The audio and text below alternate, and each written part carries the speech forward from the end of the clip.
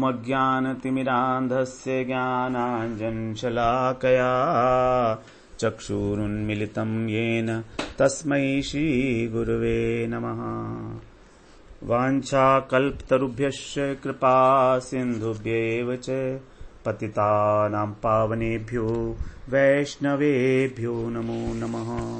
श्री कृष्ण चैतन्य प्रभो नित्यानंद श्री अद्वैत गदाधर शिवासादि गौर भक्त वृंद। हरे कृष्णा कृष्णा कृष्णा हरे हरे, हरे राम राम राम हरे हरे। हरे कृष्णा। सर्वप्रथम मैं अपने गुरुपाद पद्म ओम विष्णुपाद अष्टोत्तर शत श्री श्रीमद् भक्ति वेदांत माधव गोस्वामी महाराज के चरण कमलों में अनंत कोटि दंडवत प्रणाम ज्ञापन करता हूँ। श्रीमद् भागवत पुराण में गोपियों का प्रणय गीत हम लोग श्रवण कर रहे हैं। उसमें 11 श्लोक 31 से लेके और 41वें श्लोक तक, उसमें हम लोग 5 श्लोक श्रवण कर आए हैं। 31, 32, 33, 34 और 35वां 5 श्लोक। अभी आज हम लोग 36वें श्लोक में प्रवेश करेंगे। 35वें श्लोक में गोपियों ने बड़ा स्पष्ट कर दिया कि उनके हृदय की जो अग्नि है, कामाग्नि उनके हृदय में जो जलाई है भगवान ने अपने कटाक्ष से, अपनी मधुर मुस्कान से और वेणुनाद से। वेणुनाद क्या है? भगवान का अधरामृत। उससे जो जलाई है कामाग्नि, उस अग्नि का जो शमन है, उस अग्नि का जो शांत किया जा सकता है, उसका केवल एक ही साधन है और वो है अधरामृत भगवान का। उसकी औषधि भी वही है, औषधि भी वही है। तो उसके लिए याचना की है गोपियों ने, मिलन की याचना की है। और यदि ऐसा नहीं होता है तो गोपियों ने अपना जीवन को अंत करने के लिए भी भगवान से कह दिया है कि हम लोग अपने जीवन को ध्यान के द्वारा अपने विरहाग्नि पैदा करके अपने शरीर के अंदर और अपने जीवन का अंत कर देंगे। फिर आपको 100 करोड़ गोपियों के वध का पाप लगेगा और आप स्वयं भी इतने अधिक कष्ट में हो जाओगे, हमारे विरह में आपको भी वो अग्नि तपाएगी। इस प्रकार से कह के भगवान से कहा गोपियों ने। अब आगे कह रही हैं 36वें श्लोक में। अब यहां पर 36, 37, 38 श्लोक में जो दूसरी यूथेश्वरी हैं उनकी चर्चा की जा रही है। वास्तव में ये जो श्लोक होंगे, अब 3 श्लोक हमारे, तो एक एक यूथेश्वरी जो है 2-3 श्लोक जो हैं वो अपने बता रही हैं। तो जैसे वहां पर था 3 श्लोक थे हमारे इससे पहले, उसके अंदर जो सुहृद पक्षा थी उन्होंने बताया था अपना 33, 34, 35 में। 31, 32 में एक प्रकार की गोपियां थी। 33, 34 और 35 में एक प्रकार की गोपियां थी। और यहां पर अब 36, 37 और 38 के अंदर जो हैं वो तीसरी प्रकार की गोपियां हैं, जो इससे पहले थी 33, 34, 35 में वो धृत स्नेहा थी। धृत स्नेहा का मतलब जो स्वपक्षा है, नहीं, धृत स्नेहा का मतलब है जो चंद्रावली है। चंद्रावली जी का जो है वो स्नेह घी की भांति है, और जो राधा जी हैं स्वपक्षा वो है मधु की भांति।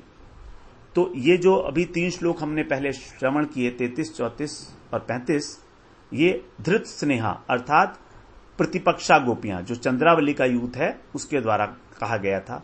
उसके पहले 31 और 32 में जो सुहृद पक्षा थी उसके विषय में था।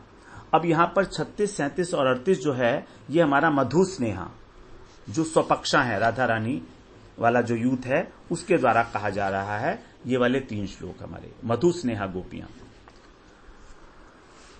तो 36वें श्लोक में कह रही हैं यर्ह्यम्बुजाक्ष तव पाद तलम रमाया दत्तक्षणं क्वचिदरण्य जनप्रियस्य अस्प्राक्ष्म तत्प्रभति नान्य समक्षमंग स्थातुं त्वयाभिरमिता बत पारयामः। यहां पर भगवान को संबोधन किया दो संबोधन है यहां पर भी, अंग और अंबुजाक्ष। जैसे इससे पहले श्लोक में भी गोपियों ने दो संबोधन दिए थे वहां पर भगवान के लिए। अंग कहा था भगवान को, और उसके बाद हासावलोक कलगीतज सिंचांग अंग कहा था, वहां पर केवल अंग कहा था। अब यहां पर कह रही हैं अंग और अंबुजाक्ष। अंबुज का अर्थ है कमल, अंबु का अर्थ होता है जल, तो जल के अंदर जिसका जन्म होता है उसको बोलते हैं अंबुज। कमल के अनेक प्रकार के पर्यायवाची शब्द हैं, जैसे नीरज, जलज, अंबुज, ये सब पर्यायवाची हैं कमल के। तो यहां कह रही है हे अंबुजाक्ष, हे कमल नयन,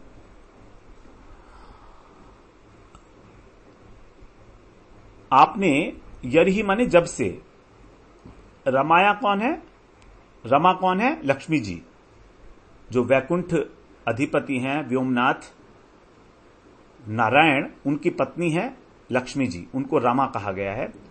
तो जब से लक्ष्मी जी को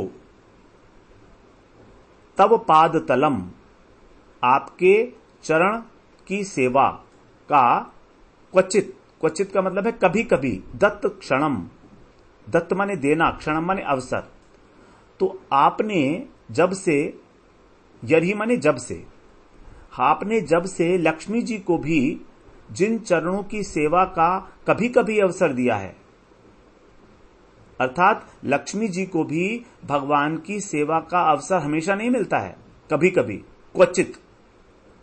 दत्त क्षणम, दत्त माने देना, क्षण माने अवसर देना, तो आपके चरण कमलों की सेवा का अवसर जिन लक्ष्मी जी को भी कभी कभी मिलता है, हमेशा नहीं मिलता, उन चरण कमलों का कह रही हैं अरण्य जन। अरण्य का मतलब होता है वन, हम वनवासी, हम वनवासियों ने प्रेयस्य, अरण्य जन प्रियस्य, प्रियस्य माने प्रेम से, तो प्रेम से हमने उसका अस्प्राक्ष्म, अस्प्राक्ष्म माने स्पर्श किया है। जिन चरण कमलों की महिमा इतनी अधिक है कि लक्ष्मी जी को भी उनका स्पर्श कभी कभी मिलता है, उनकी सेवा का अवसर कभी कभी मिलता है, उन चरण कमलों को हम वनवासियों ने जब से स्पर्श किया है। हे अंग, हे श्याम सुंदर, ये बड़ा हर्ष का विषय है। बत, बत का मतलब है हर्ष का विषय है ये। त्वयाभिरमता, त्वया माने आपके द्वारा, अभिरमिता, अभिरमिता माने आनंदित होकर, अच्छी प्रकार से आनंदित होकर। तो बड़ा हर्ष का विषय यह है कि आपके द्वारा, आपके चरण कमलों का स्पर्श प्राप्त करके हम लोग बहुत आनंदित हुई। और तत्प्रभति, तत्प्रभति का मतलब उस समय से, तभी से आज तक, न अन्य समक्षम, न माने नहीं, अन्य माने दूसरा, समक्ष माने सामने, अन्य किसी के सामने स्थातुम पारयामः, स्थातुम माने स्थिर होने में, खड़ी होने में, हम लोग पारयामः, पारयाम माने समर्थ नहीं है। तो जब से हमने आपके चरण कमलों का स्पर्श प्राप्त किया है, तब से हम अन्य किसी के सामने खड़ी होने में भी समर्थ नहीं है। उनकी सेवा करने की बात तो छोड़ो, उसके पहले तक सब ठीक ठाक चल रहा था।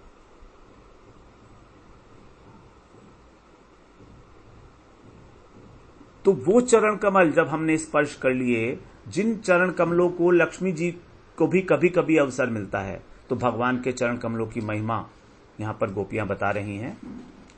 वैकुंठ के अंदर लक्ष्मी जी भी जिन चरण कमलों की इच्छा करती रहती हैं कि कब मिलेंगे भगवान, जिसके हम उनके चरण संवाहन करेंगे। भगवान की पत्नी है, उनको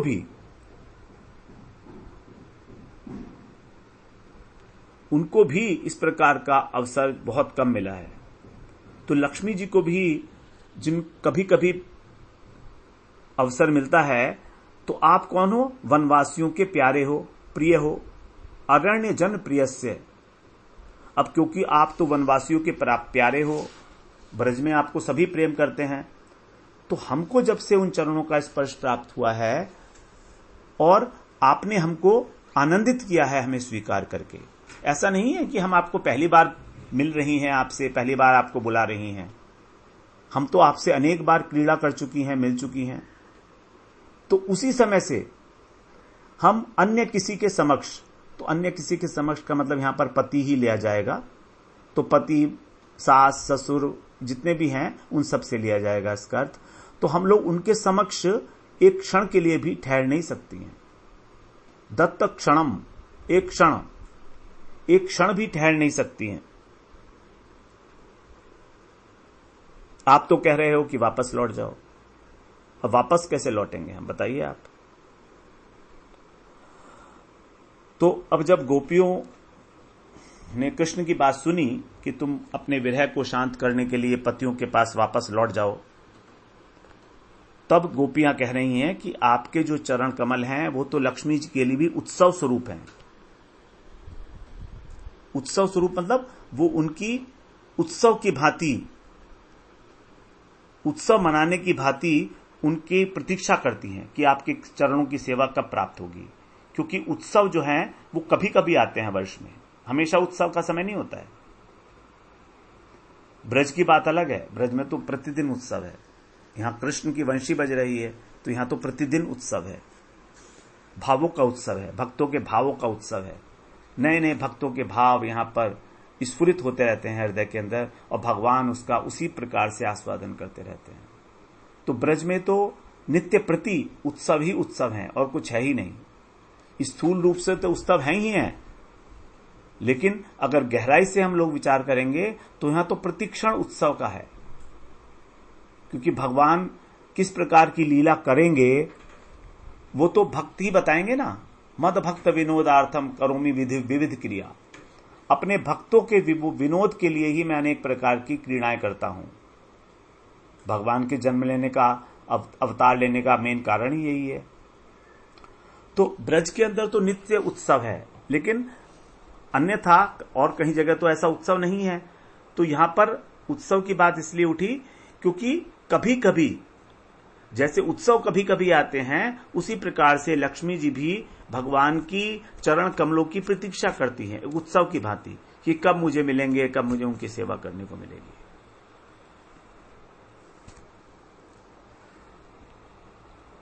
तो उत्सव स्वरूप है, मतलब उनको इतना आनंद प्रदान करते हैं। वे चरण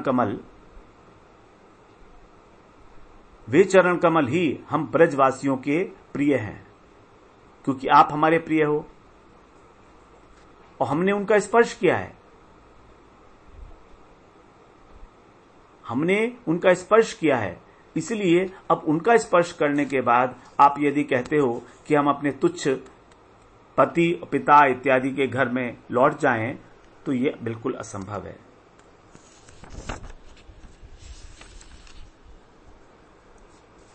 तो चरण कमलों की महिमा को गोपियों ने यहां पर लक्ष्मी जी की महिमा से लिंक करा दिया।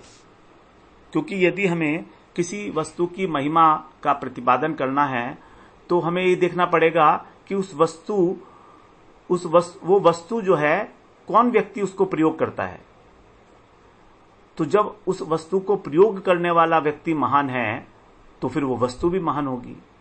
अब जैसे एडवर्टीजमेंट में हम लोग देखते हैं कि एक बहुत बड़ा, बहुत महंगा कोई डायमंड का हार होता है, तो उसको एडवर्टीजमेंट्स में दिखाया जाता है कि किसी हीरोइन को, बहुत बड़ी हीरोइन को पहनाकर दिखाया जाता है उसको।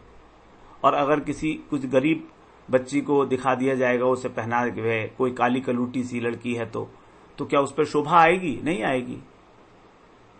तो उस वस्तु को धारण कौन कर रहा है उसके ऊपर डिपेंड करता है उस वस्तु की महिमा क्या है। तो इसी प्रकार से भगवान के चरण कमलों की महिमा बता रहे हैं कि लक्ष्मी जी जिनके चरणों की प्राप्ति के लिए ब्रह्मा, शिव, इंद्र, वरुण इत्यादि ये उनके दृष्टिपात के लिए ही, कटाक्ष के लिए ही और तपस्या करते रहते हैं, ऐसी लक्ष्मी जी को भी वो चरण कमल कभी कभी ही प्राप्त होते हैं। तो सोचो उनकी महिमा क्या होगी। और वो चरण कमल ब्रज के ब्रज के ब्रजवासियों के लिए सहज ही उपलब्ध है, सभी सखाओं के लिए, सभी लोगों के लिए उपलब्ध है भगवान के चरण कमल। ब्रज में तो किसी प्रकार का कोई व्यवधान ही नहीं है भगवान की सेवा करने के लिए, सभी लोग अपने अपने भाव के अनुसार भगवान की सेवा कर रहे हैं। तो यहां पर चरण कमल का अर्थ है भगवान की सेवा।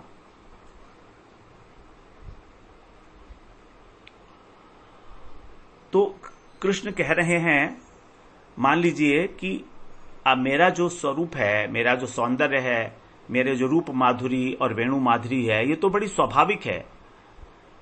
मैंने कोई जानबूझ के तो तुमको लुब्ध करने के लिए तो अपना इस प्रकार का रूप नहीं बनाया है, ये तो मेरा स्वाभाविक रूप है। तो इसमें मेरा क्या दोष है?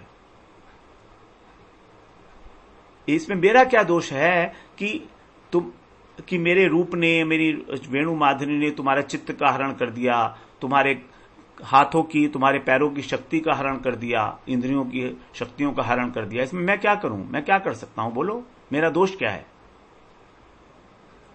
तुम लोग अगर घर का काम नहीं कर सकती हो, तुम्हारे हाथों में इतनी ताकत नहीं है, तो भी तुम्हें घर पर ही जाना चाहिए।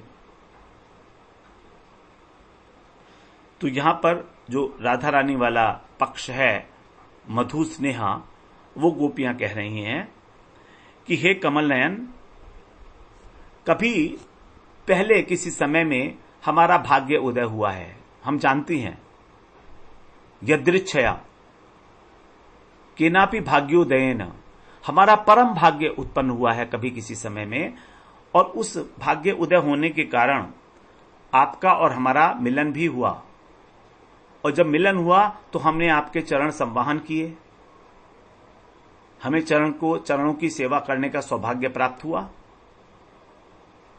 और आपने भी उस समय हमारी सेवा को स्वीकार करके हमें आनंदित किया। अभिरमिता त्वया अभिरमिता, हम लोग आनंदित हुई हैं क्योंकि आपने हमें स्वीकार किया है।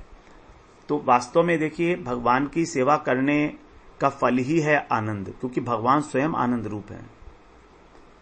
भगवान यदि चाहे मैं किसी को कष्ट दे दूं, नहीं दे सकते, क्योंकि उनके पास कष्ट है ही नहीं, दुख है ही नहीं,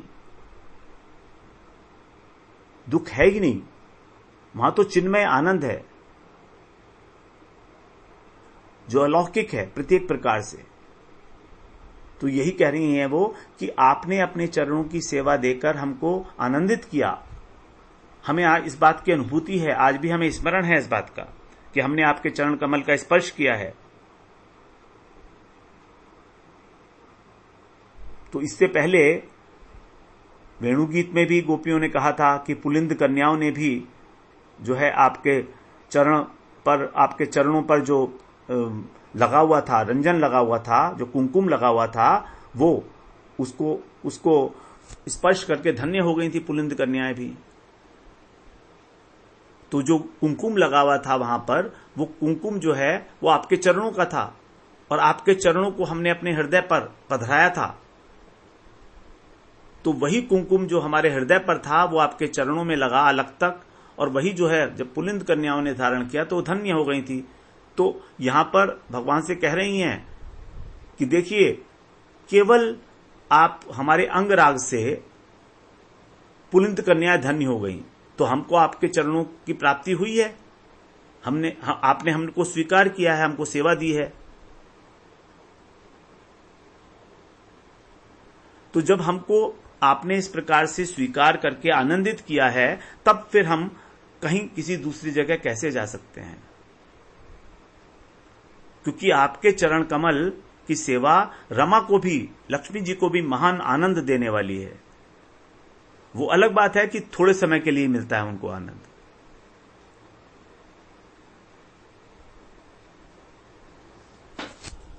तो कृष्ण को एक प्रकार से यहां उल्हाना भी दे रही हैं वो, कि तुमने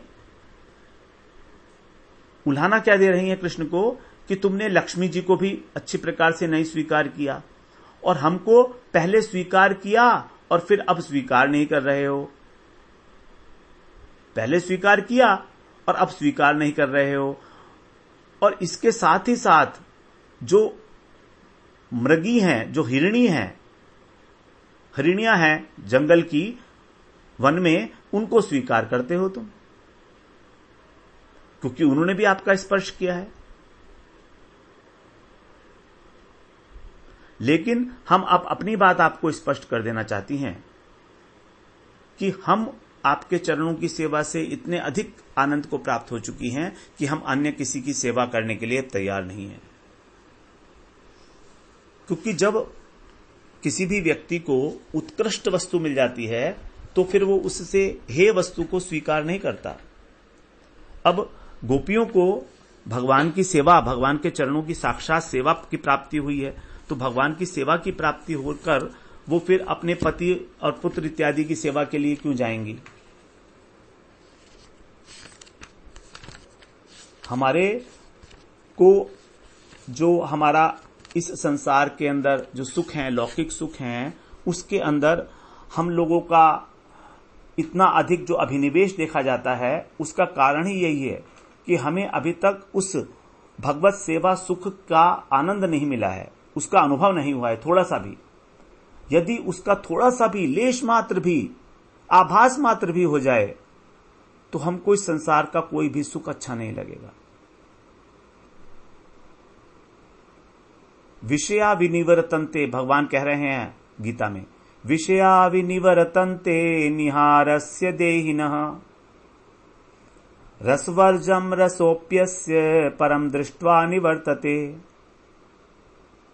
विषया विनिवर्तन्ते निहारस्य देहिनः, कि जो शरीरधारी व्यक्ति है वो यदि इंद्रियों को ग्रहण, विषयों को ग्रहण ना करे, अर्थात निराहार रहे, निराहार, बिना किसी आहार के, आहार का मतलब है यहां पर पांचों इंद्रियों के द्वारा ग्रहण करना विषयों को।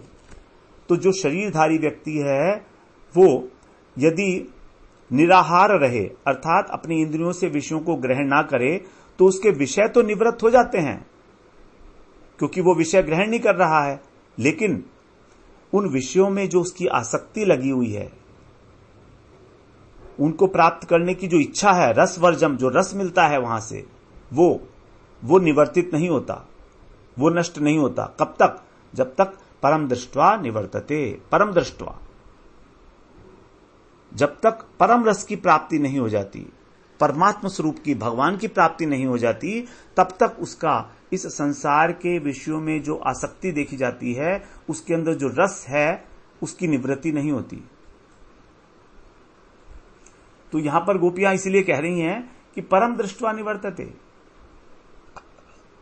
अब आपके चरण कमलों की सेवा प्राप्त होने के बाद आपका ये कहना कि हम उन तुच्छ पति और पुत्र इत्यादि की सेवा के लिए घर लौट जाएं, ये तो संभव ही नहीं है। उनके आगे हम खड़े ही नहीं हो सकते। स्थातुम न पार्यामे, और बत शब्द का प्रयोग किया गया। बत शब्द है, बड़े हर्ष का विषय है। देखिए गोपियां बता रही हैं हम लोग बड़ी हर्षित हैं, हमारे लिए बड़े आनंद की, बड़े सौभाग्य की बात है कि लक्ष्मी जी को जो पद कमल नहीं मिले वो हमको मिले, और साधारण रूप से, अनायास, केवल प्रेम, शुद्ध प्रेम। गोपियों का प्रेम ही ऐसा है भगवान के प्रति कि बिल्कुल स्वार्थ रहित, कि भगवान जो है उस प्रेम के आगे नतमस्तक हो जाते हैं, बिक जाते हैं उस प्रेम के आगे। भगवान कहते हैं कि मैं आपका ऋण कभी चुका नहीं सकता, आप मुझे इतना प्रेम करते हो। न पारयामः, उसका पार नहीं पा सकते। तो कह रही हैं गोपियां कि अब हमको किसी और का स्पर्श अच्छा नहीं लगता, क्योंकि आपका चरणों का स्पर्श जो है वो एक प्रकार से जो सम्मोहन विद्या होती है, उच्चाटन, उसने हमारे मन को उचाट कर दिया है। अब यदि कृष्ण कहें कि तुम मुझसे झूठ क्यों बोल रहे हो, तुम तो हमेशा ही गोष्ठ में रहती हो, अपने स्वजनों के साथ रहती हो, तो इस प्रकार क्यों कह रही हो कि हम किसी के आगे सम्मुख खड़े नहीं हो सकते?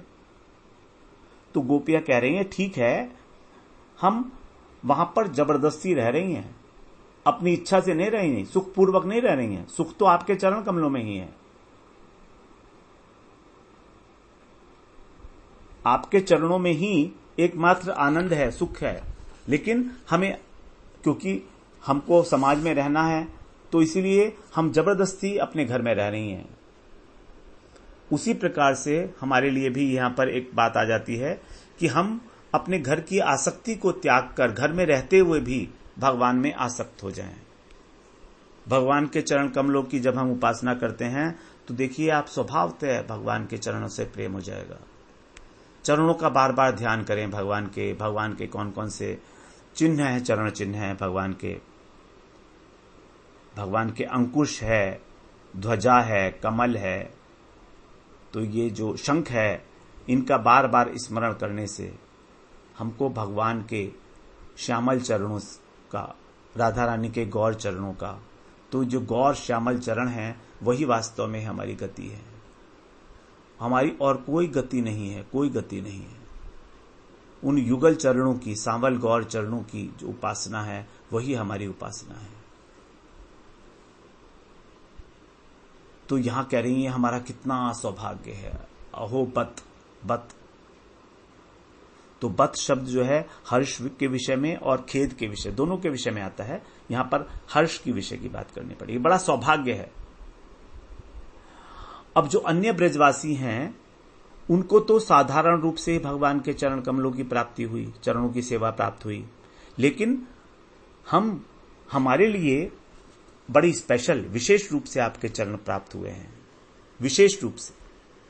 तभी कह रहे हैं ये हर्ष का विषय है। हर्ष क्या है कि आपने हम पर विशेष रूप से कृपा की है, सामान्य रूप से नहीं।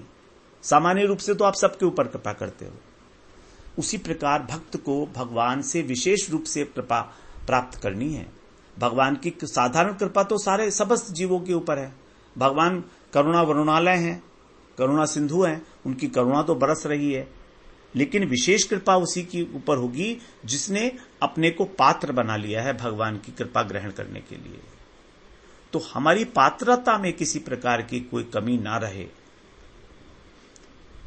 ब्रज के अंदर जो भक्त हैं वो तो भगवान को भोग पवा के और भगवान को अपने भोग का ही इतना अधिक आसक्त बना लेते हैं, इतना अधिक आसक्त बना लेते हैं कि भगवान को उनसे मांग कर खाना पड़ता है, मांग कर खाना पड़ता है। तो क्या है यहां पर, भक्तों ने भगवान को खरीद लिया अपने भाव से। इतना भाव के द्वारा भोग लगता है भगवान को ब्रज में कि भगवान खरीदे जाते हैं। यहां पर छछिया भरी छाछ पे नाच नचावे, एक छछिया भरी छाछ के ऊपर भगवान नाच रहे हैं, दिखा रहे हैं, नाच दिखा रहे हैं गोपी को।